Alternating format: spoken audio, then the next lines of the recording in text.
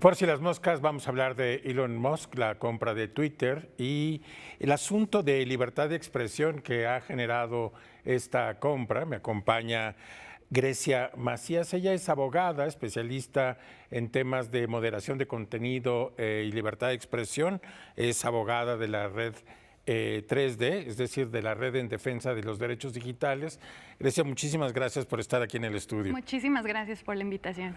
Bueno, Grecia, pues Elon Musk, el hombre más rico del mundo, ha hecho una oferta para comprar tal vez la plataforma social más influyente también del mundo, una plataforma que pues modela las narrativas de la industria, o sea, de las empresas, de la gente, de las organizaciones, de los gobiernos.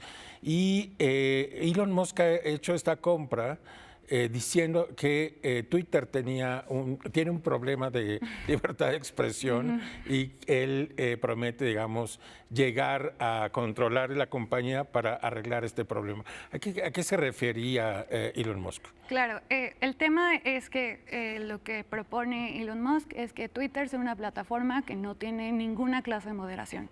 Moderación de contenidos es básicamente cómo las plataformas ordenan los contenidos que salen ya sea como en la página principal, como en Facebook, que es un poco más una red más centralizada, donde cada quien tiene sus contactos, o en una red descentralizada como, bueno, donde hay como un timeline, como lo es Twitter, ¿no? Pero al fin y al cabo las cosas no están ahí nomás porque así salieron, sino cada una de las plataformas tiene una forma o un método en el que te va ordenando los contenidos para que te salga según tu preferencia, según a lo que más le das like. Puede ser también incluso que si tú no quieres nada, simplemente lo pongas en orden cronológico, pero aún así esa es una decisión de moderación.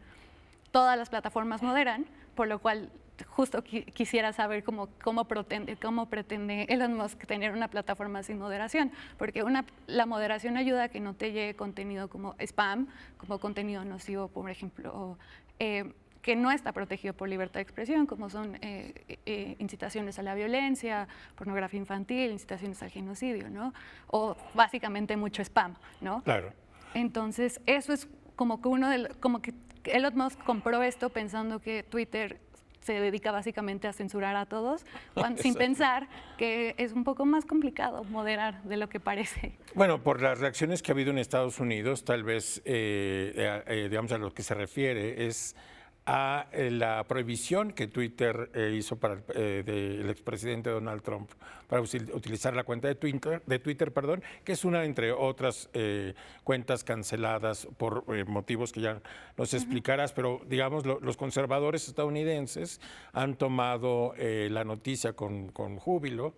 Y parecería que Trump y otras personas canceladas podrían regresar a la plataforma social y supongo que eso también es lo que está de por medio. Pero, pues, ¿qué pasa, digamos, en el tema de Trump? O sea, ¿qué piensas de haber cancelado la cuenta de Trump en el momento en que pasó?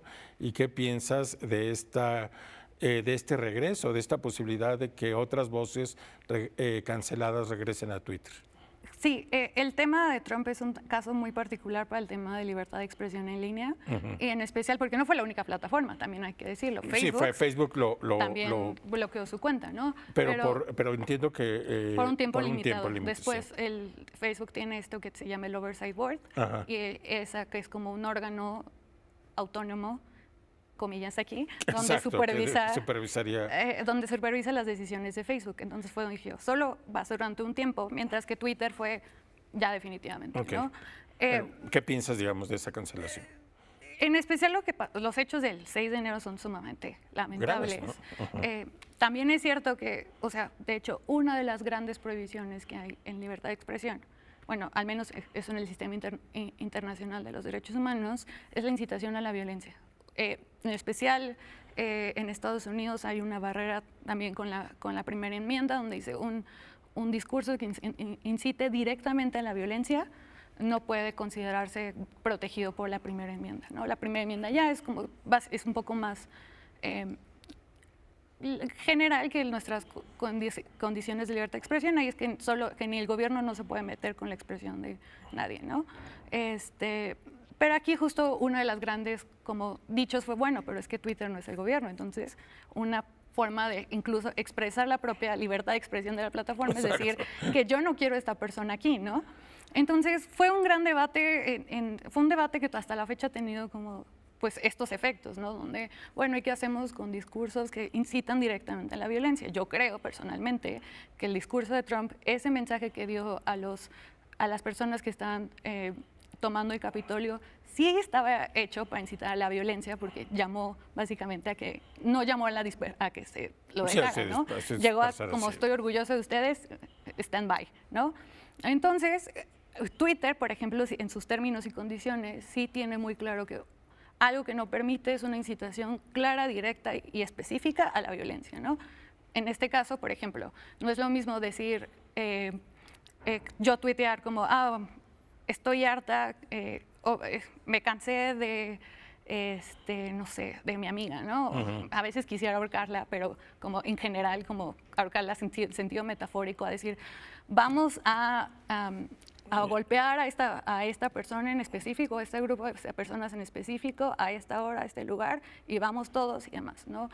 Ellos buscan una incitación directa, clara y fehacible para poder decir, sabes que aquí no. Entre otras cosas, ¿no? También otras cosas que no son permitidas son por ejemplo, la difusión de contenido sexual sin el consentimiento de la persona, igual otra vez, amenazas que vayan directamente y targeteadas para hacerle daño a otra persona, tampoco están permitidas.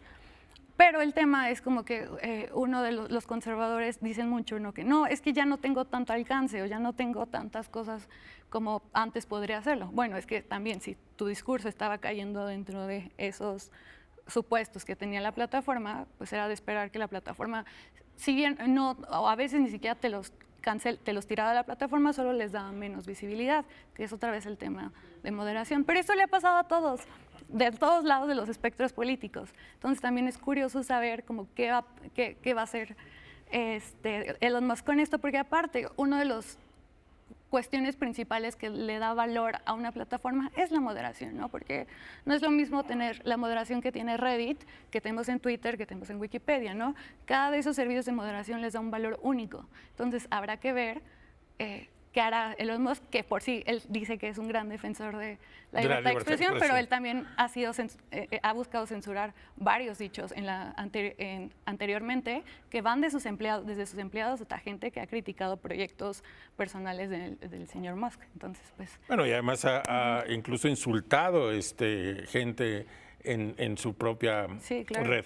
Vámonos a un corte. Te propongo que regresando hablemos de esta situación especial que guardan estas plataformas que al mismo tiempo desempeñan una función pública, pero son empresas privadas. No hay que olvidar que se regulan también, digamos, por factores del mercado y que eso crea siempre una tensión. Y el tercer actor en esto es el gobierno. O sea, ¿qué hacen los gobiernos para tratar de controlar estas redes? Vámonos a un corte y regresamos con Grecia Macías.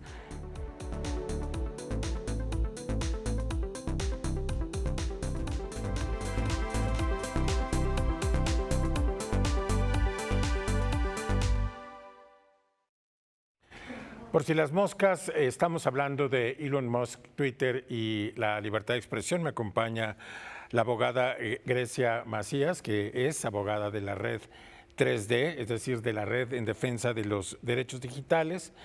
Grecia, te decía antes del corte que estas compañías que son privadas desempeñan una función pública. Me parece que a lo largo de su historia se han tenido que ir adaptando a las realidades que, digamos, del tema de libertad de expresión y a los límites que también hay que ponerle a lo mismo. Twitter seguramente no era lo mismo antes de pues de lo que provocó, por ejemplo, en los países árabes, de la primavera árabe, que fue a principios del 2011, 2012, y ahora, ¿no? Yo creo que ha habido una reflexión también muy grande acerca de su papel político y social. Facebook, otro caso, pero en fin, estamos hablando de Twitter. Entonces, ¿cómo estas compañías privadas han tenido que aprender acerca de su papel en el tema de libertad de expresión? Y luego hablemos del papel de los gobiernos. Claro, creo que uno de los comentarios que más escucho cuando hablamos precisamente de las plataformas y su rol como empresas privadas es que siempre dicen, es que bueno, las plataformas pueden hacer lo que quieren porque es un negocio privado, ¿no? Entonces ellos se rigen por lo que ellos consideran una decisión de mercado. Pero no es cierto. Hay otras cosas que también influyen a la decisión y al, por así decirlo, al cumplimiento que tienen estas plataformas, bueno, a la obligación de cumplir con ciertos requisitos de derechos humanos, ¿no? Por ejemplo, no es lo mismo el estándar que tenemos aquí en el sistema interamericano en temas de libertad de expresión, donde sí se le reconocen obligaciones a las empresas para proteger y defender derechos humanos, que en Estados Unidos o que en el sistema europeo. Incluso en el sistema europeo ahorita tienen más obligaciones que aquí en el sistema interamericano o en México en específico, ¿no? Entonces eso de que se rigen por sus propias reglas. No es cierto. O sea, también tienen que cumplir con ciertos mandatos en específicos. Tanto así que, por ejemplo, o sea, hay en los casos donde hay una cuestión donde la libertad de expresión está un poco más restringida, tienen que adaptarse al gobierno local, ¿no? Por ejemplo, hay en un país donde no permiten que insulten al príncipe, han tenido que bajar contenido que insultaba al príncipe porque esa era la normativa local, ¿no? Podemos ahí ponernos a discutir sobre temas, o sea, cómo aplica más bien cada país la libertad de expresión y cómo en general debe de regir la libertad de expresión, pero la verdad es que uno de los principios básicos es que hay que atender al contexto, a la circunstancia de tiempo y lugar y a la persona y a qué se está diciendo, ¿no? Entonces, es muy complicado solo para decir, pues pueden hacer lo que quieran, porque no es cierto. Pues muy bien, entonces se dice también que Elon Musk no entiende el tema de la moderación, que piensa, digamos, que liberar a la plataforma de estas restricciones, pues lo que va a crear es un monstruo. Que ya de por sí Twitter es un poco monstruoso, pero en fin. No, ¿Qué pasaría? ¿Qué crees? Y no es la primera persona que lo piensa. Curiosamente también fue algo que pensó el senador Ricardo Monreal. Hace unos años cuando quiso presentar una iniciativa donde quería un registro de plataformas y de redes sociales en México, ¿no? Que iba a llevar el IFT y demás. Y justo una de las propuestas que decía es que no pueden quitar contenido a menos que sean con estas excepciones que yo pongo muy supuestamente para limitar, ¿no? Pero también eran excepciones súper ambiguas que al final solo iban a obedecer. Era una forma de censura previa del Estado, lo cual en el sistema interamericano está estrictamente prohibido.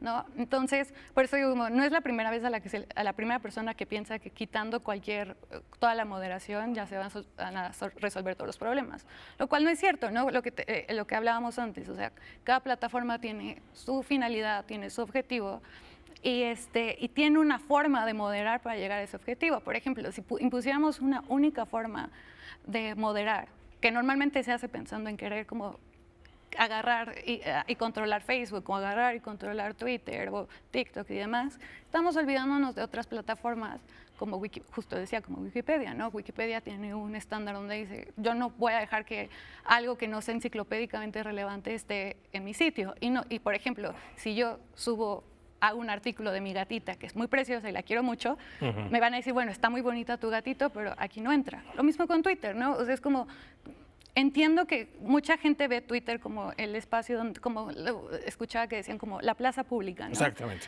Esa es la idea que en Estados Unidos Elon Musk maneja. Quieren manejar. El tema es que sí puede ser, pero no es el único.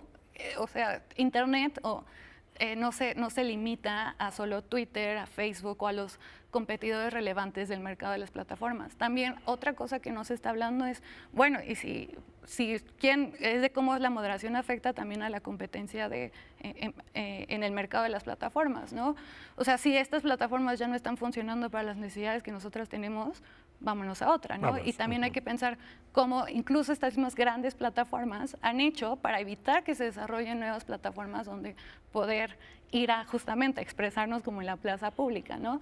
Y es importante hablar de esto, ¿no? Porque si una plataforma, por ejemplo, Facebook ha perdido muchos usuarios desde apenas unos años, y algo que he intentado hacer es captar como otras plataformas donde se van las demás personas, ¿no? Que al final, si siguen teniendo moderaciones por ejemplo, donde son muy estrictos en temas de desnudos, cuando a veces, incluso desnudos artísticos o desnudos para campañas de salud, las personas cada vez menos quieren interactuar con eso.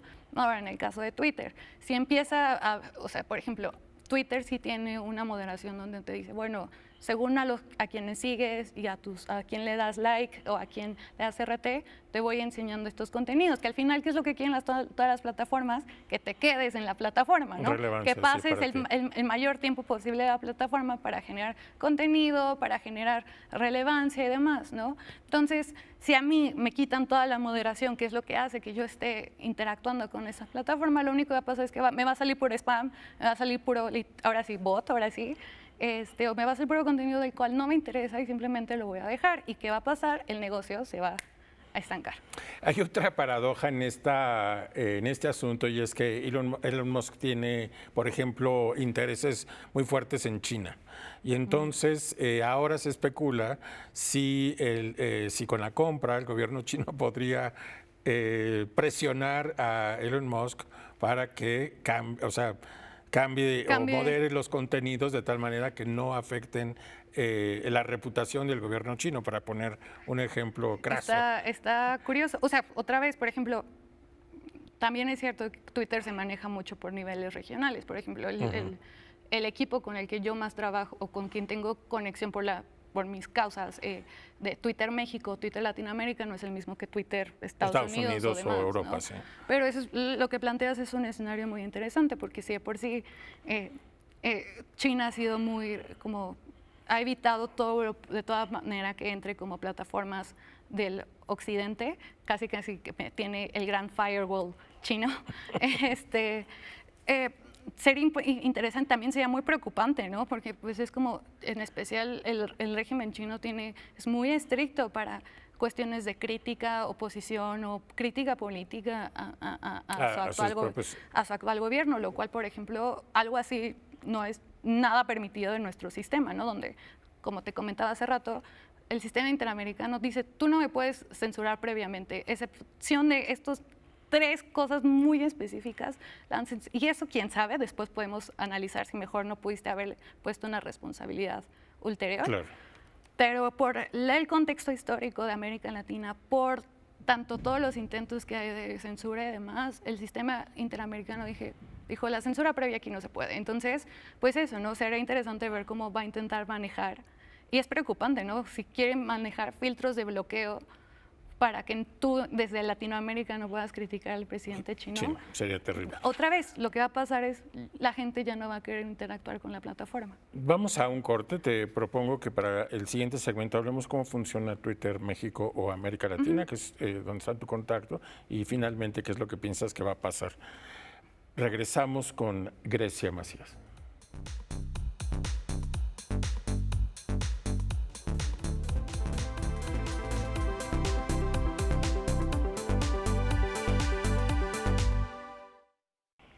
Por si las moscas, estamos de regreso. Hablamos de Twitter y libertad de expresión a propósito de la compra de Twitter por el hombre más rico del mundo, Elon Musk. Me acompaña Grecia Macías. Estamos hablando, Grecia, sobre cómo funcionaría o cómo funciona Twitter México, Twitter América Latina. Los que estamos en la plataforma, pues nos parece casi metafísico que en realidad hay personas reales, digamos, con las que tú hablas, que están en efecto moderando estos contenidos. ¿Cómo funciona y qué clase de interlocución, por ejemplo, tiene la red de derechos digitales con ellos? Claro, como bien dices, como cada Twitter en general tiene un equipo por cada región, siendo Twitter el que está en Estados Unidos como la base, ¿no? Pero algo que es importante es que el equipo conozca como los contextos y pues sí, como las circunstancias muy en específica de cada región, ¿no?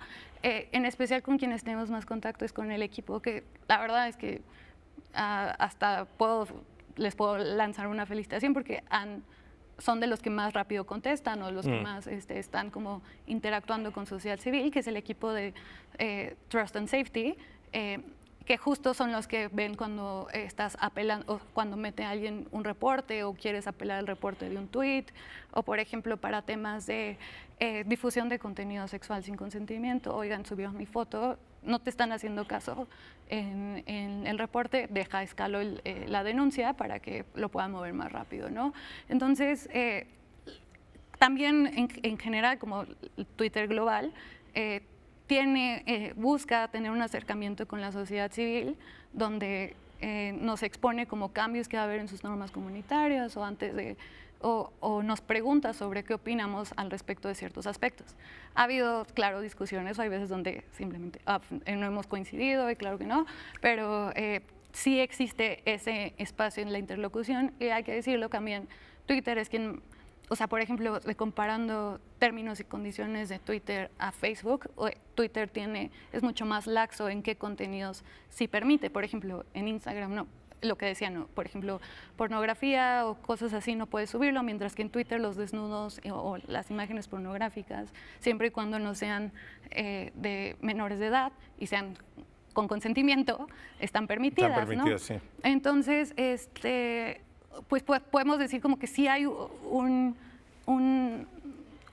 incentivo que, bueno, esta plataforma sí está incentivada, bueno, hasta ahorita, a hablar con distintos actores, ¿no? Por ejemplo, justo cuando no coincidimos o demás. Entonces, a mí me preocupa pensar qué va a pasar después de esta compra, o sea, porque lo que hemos escuchado es que lo primero que quiere hacer Elon Musk es hacerlo más, cortar al equipo, sí, y demás. Dije, bueno, ojalá no corte a los de Trust and Safety, que son muy necesarios, si de por sí ya son pocos, son muy necesarios precisamente para esto, pero pues pareciera ser que es por los primeros que va, porque precisamente no quiere moderación. Que a ver, no toda la moderación se hace por personas, también hay uno de los temas que hemos platicado y es a temas de escala, pues suben muchos tweets o muchas fotos y demás por segundo, ¿no? Es casi imposible que un humano pueda estar viendo todo. Ajá, entonces lo que hacen es una moderación automatizada, por eso a veces tarda, o es un tipo de inteligencia artificial quien maneja